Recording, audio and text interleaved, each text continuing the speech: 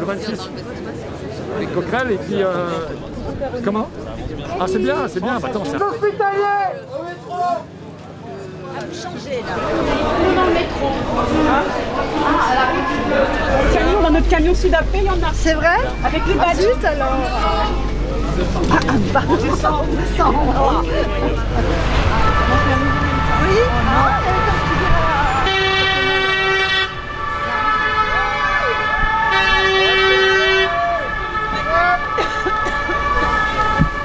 Là, on le verra. Alors, qu'est-ce qu'on fait? Ah ouais, moi je veux bien. Ouais, vas-y. J'enlève mes lunettes. Hein. Tu crois qu'on va se coucher qu'un? Je sais pas, on voit pas qu'on va se coucher qu'un.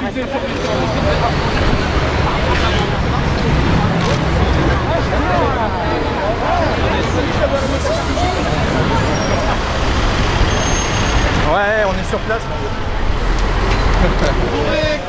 Métro, boulot, repos. Allez, d'accord. Allez-y, venez. Allez, allez là.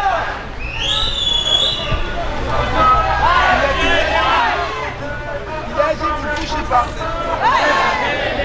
Viens, Golgi. Ça sert à rien. Ça sert à rien, on est pas assez. Hein?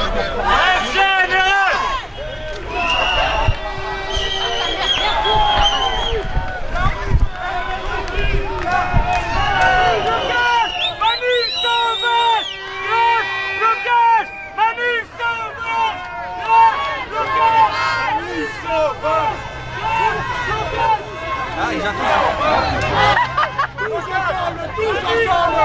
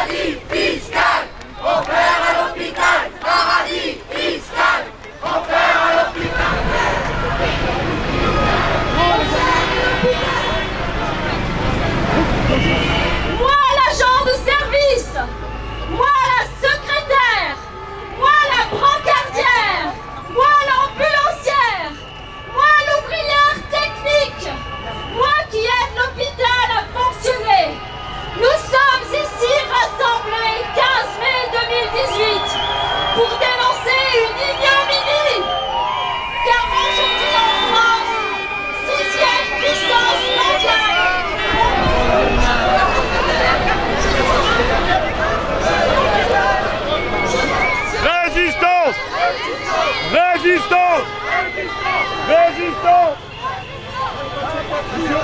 Vous voulez bien expliquer la colère aujourd'hui du monde hospitalier qui est dans la rue? C'est rare, mais vous êtes... Ce n'est que le début, monsieur, parce que ce gouvernement ne cesse que de détruire le service public. Et là, l'hôpital, il est plus que temps, on est déjà à bout de souffle, on n'en peut plus, on est tiré de partout. Et le gouvernement et Mme Buzyn veulent encore faire des économies. Elle nous attaque notre protection sociale, elle nous attaque de partout. Et voilà la réponse à notre colère. Face à des gens qui ne sont là que pour soigner et alerter l'opinion publique que bientôt on ne pourra plus se faire soigner dignement en France si on n'est pas riche. Quelle est la réalité quotidienne dans les services hospitaliers aujourd'hui?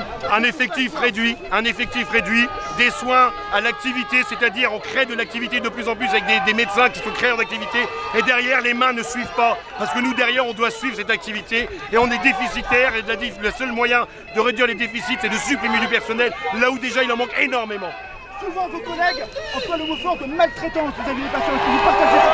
C'est le gouvernement qui est maltraitant avec nous et qui nous oblige de ne pas aller au bout de nos soins. La chose pour laquelle on est fait les études, c'est de soigner jusqu'au bout et de ne pas compter les heures et les minutes qu'on doit passer auprès d'une personne qu'on soigne. Parce que le prendre soin, j'ai appris ça moi à l'école, prendre soin comme quand dire à un enfant, prends soin de tes affaires. Ben moi un patient, je prends soin du patient et je les emmerde les gouvernements, je continuerai à prendre mon temps pour soigner les gens. Monsieur, bonjour. Je vais vous demander de regagner le trottoir. Voilà.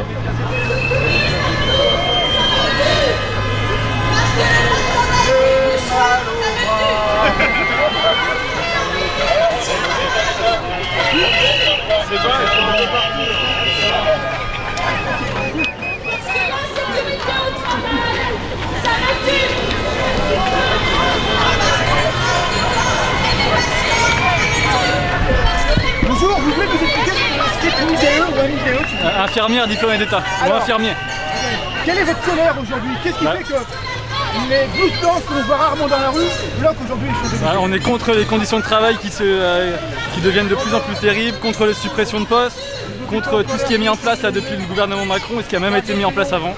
Voilà, et puis c'est pour vous qu'on est là, c'est pour nous on y travaille, mais après c'est vous qui allez être soignés. C'est vous qui allez être dans les hôpitaux, vous faire soigner de façon de plus en plus compliquée. Et nous on est là pour vous, on n'est pas là pour vous embêter, parce que vous serez tous un jour hospitalisés pour une petite chose ou pour une grosse opération. Et nous on n'a pas envie qu'il y ait des complications, voilà, on a vraiment envie que ça se passe bien pour vous. Voilà. Quel est le quotidien aujourd'hui de l'infirmier dans les services? Nous le quotidien c'est de l'usine, c'est du travail à la chaîne. On n'a pas le temps de parler avec les patients, de leur expliquer pourquoi on fait tel ou tel truc. Voilà, on voit de moins en moins le patient, alors que nous on a fait notre formation pour discuter avec les patients, leur expliquer l'intérêt de suivre tel ou tel traitement. Et maintenant c'est plus le cas maintenant. Que veut l'État, que veut l'Europe?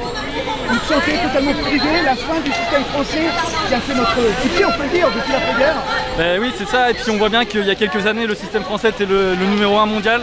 Et là récemment, ça a été... on descend là, au niveau du classement et ça va faire que ça. Donc voilà, on est là pour ça, ça fait partie de notre patrimoine aussi, la santé. Et voilà, c'est dans nos gènes et c'est ça qu'on défend aujourd'hui.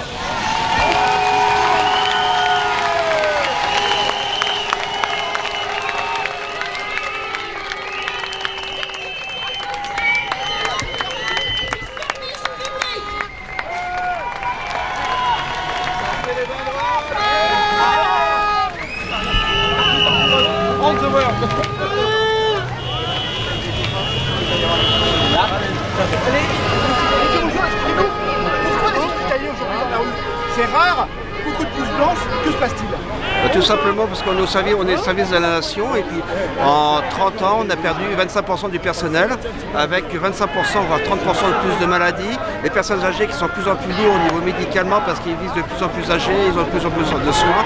Donc c'est comme si vous voulez, vous avez un certain nombre de kilos de denrées.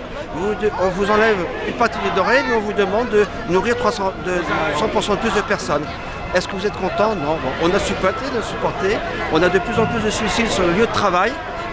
Alors qu'on doit être là pour vous amener, je dirais, du bien-être, etc. On arrive usé au travail, donc on arrive avec nos problèmes personnels et on doit écouter les vôtres et vous soigner. Là où on passait un quart d'heure, 20 minutes par chaque malade par jour, maintenant on a plus 10, alors que vous demandez encore plus parce que vous êtes déposé de cours grâce à Internet, etc. Ce qui est très bien. On devrait avoir même plus de temps pour vous expliquer, pour vous rassurer, alors ce n'était pas le cas. Donc maintenant, par manque de personnel, parce que nous avons une des meilleures santé du monde. Et par manque de personnel, on va devenir une des santé. Pourquoi ce manque de personnel? Quelle est la logique de l'État? On forme moins de gens, il y a moins de... Mais non, parce qu'il faut moins de fonctionnaires. On a le mot fonctionnaire. Donc on met n'importe qui. J'ai n'importe qui des personnes qui sont intérimaires. On demande de faire des heures supplémentaires, donc automatiquement on est fatigué. Ah ben, mais ces heures supplémentaires, c'est pas du personnel en plus. Non, donc si on fait des heures supplémentaires, c'est qu'il manque du personnel sur pattes. Donc il faut carrément augmenter le personnel d'au moins 25%. Et là on commencera à revoir le jour. Pour améliorer, c'est quasiment 30%. En plus, on a un flot de personnel qui est vieillissant parce qu'il y a 30 ans, on a eu un gros à-coup de personnel et maintenant ils partent à la retraite, ils ne sont pas remplacés. Donc tout ça mélangé, non. Je ne parle pas du point de retraite, du point du fonctionnaire qui est gelé, mais ça à l'extrême limite. Les sous n'est pas important. On ne donne pas une qualité. Et la qualité qu'on ne donne pas, c'est vous qui ne la recevez pas. Et un jour vous êtes mécontent. Dites-vous bien qu'un jour c'est votre fils qui va mourir, ou votre mère.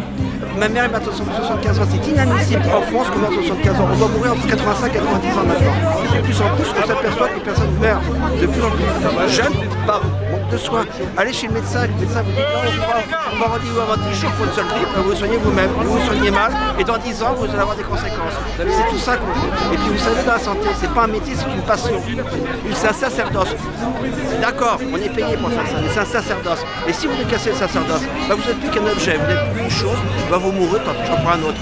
Alors, nous, notre but, c'est, même si vous êtes très très malade, c'est de vous écouter et d'améliorer votre effort, même si on sait que la mort est toujours plus important pour nous. Voilà, c'est tout. Donc c'est pour ça que moi je m'en fous, je mange, je suis à la retraite.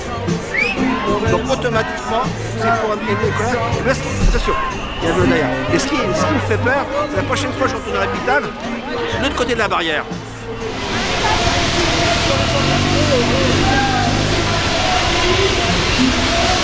Alors, on manifeste aujourd'hui parce que on est dans un système ultra-libéral et complètement hors norme et non cadré par le gouvernement actuel.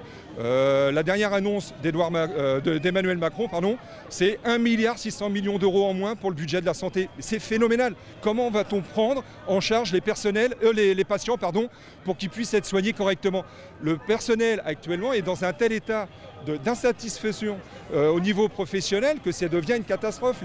Les personnels viennent travailler avec ce sentiment d'amertume de ne pas avoir fait un travail correctement. Il n'y a rien de plus désagréable, c'est honteux. Qu'est-ce qu'il faut faire alors?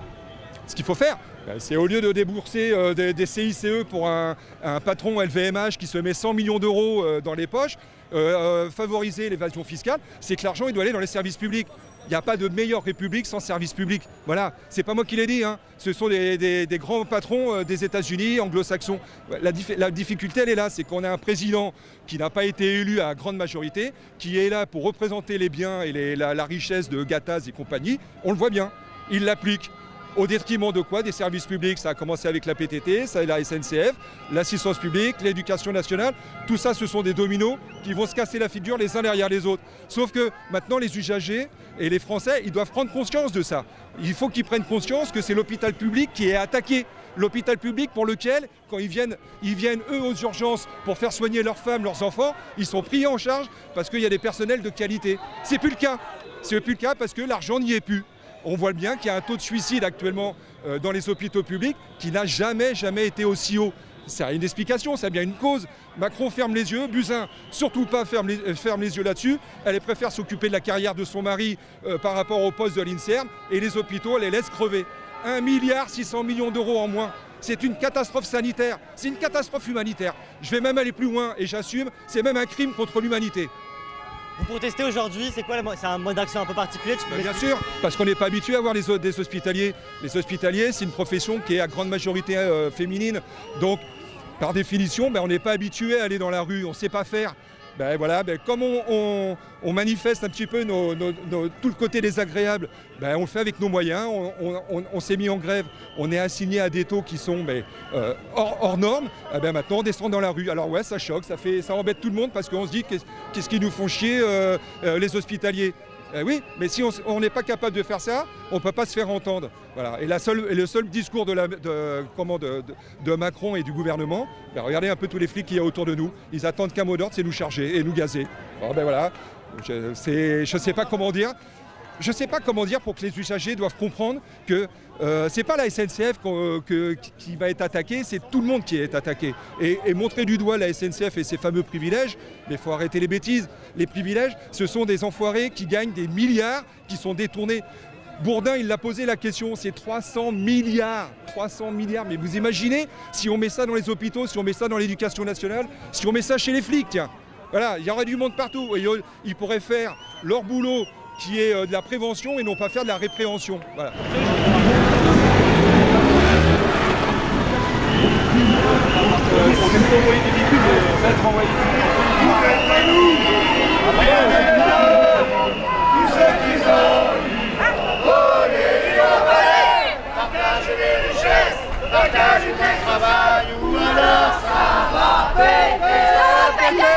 Bonjour, vous êtes vous-même hospitalier, infirmier en psychiatrie.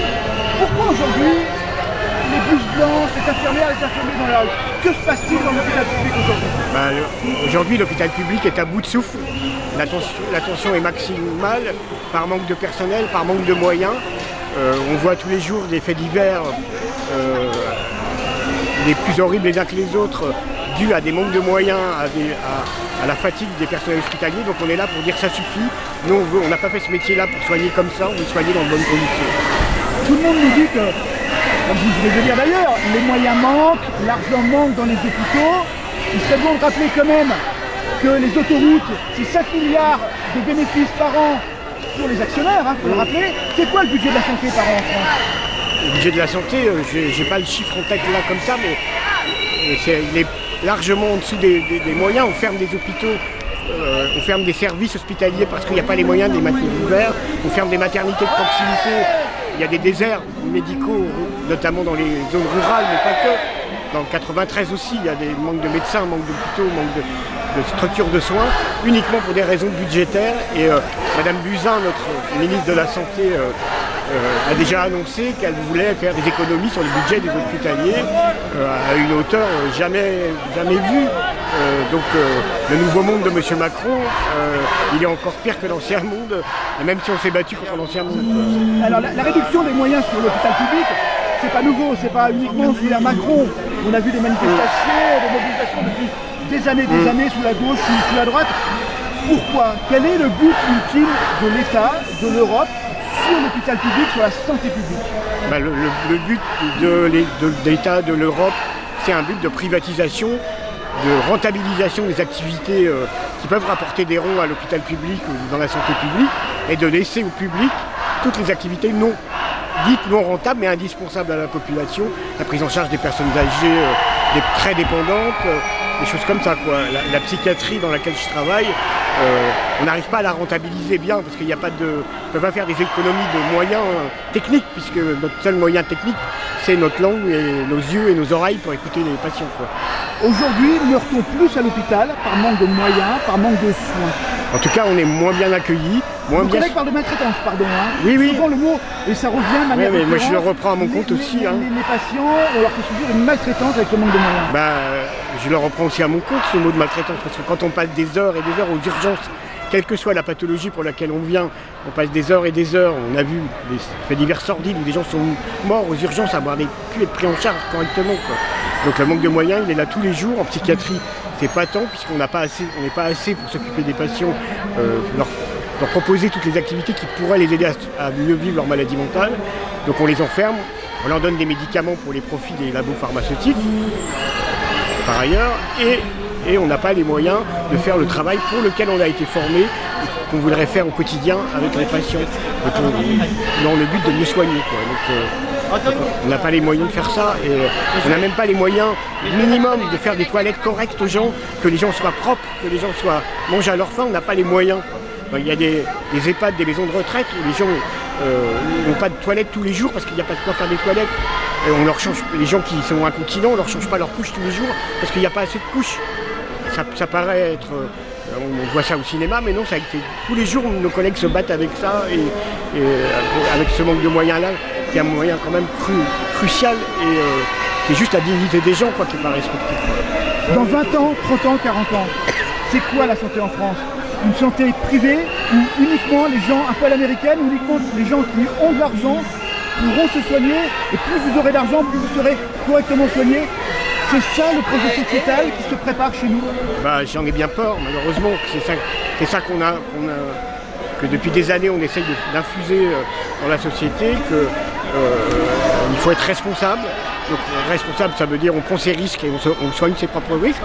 Donc si on fume, si on prend des risques, on assume son cancer du poumon et on paye, quoi. On paye ses soins. Et ça va être ça partout. Bien sûr, quand on aura de l'argent, ça sera bien plus facile d'aller se faire soigner avec une médecine de meilleure qualité, quoi. Et on appauvrit l'hôpital public. C'est un peu partout pareil. Nos camarades cheminots qui sont en lutte en ce moment, on appauvrit le service public pour dire regardez, il ne fonctionne pas le service public. Mais on ne lui donne pas les moyens de fonctionner, et depuis des années. Et après on dit finalement il vaut mieux le privatiser, ça marche mieux dans le privé. Oui, mais le privé n'a pas les mêmes contraintes budgétaires que le public. Le public assure la formation des soignants, assure toutes ces choses-là qui n'est pas assurée par le privé. Et donc, effectivement, les coûts peuvent être moindres dans le privé, mais il n'y a pas aussi la même palette de soins dans le privé, quoi.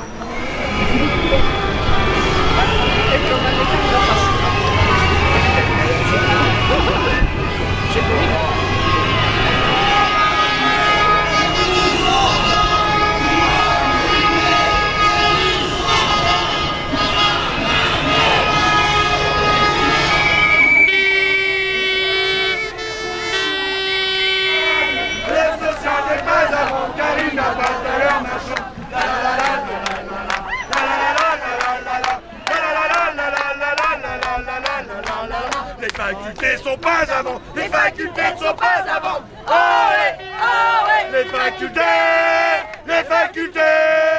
facultés ne sont pas à vendre car elles n'ont pas de valeur marchande.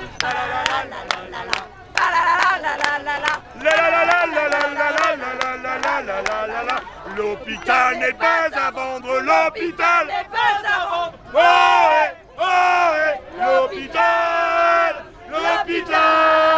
L'hôpital n'est pas à vendre car il n'a pas de valeur marchande.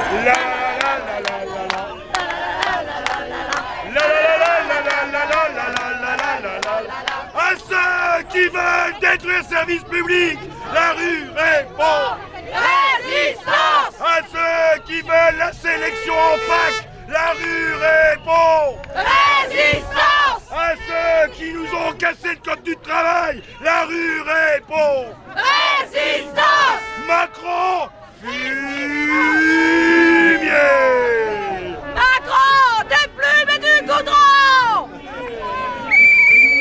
On est là, on est là.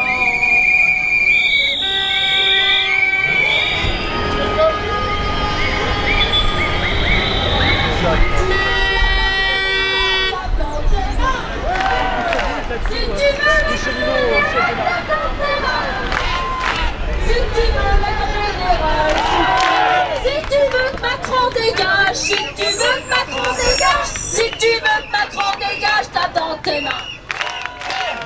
Tous ensemble, grève générale. Tous ensemble, grève générale.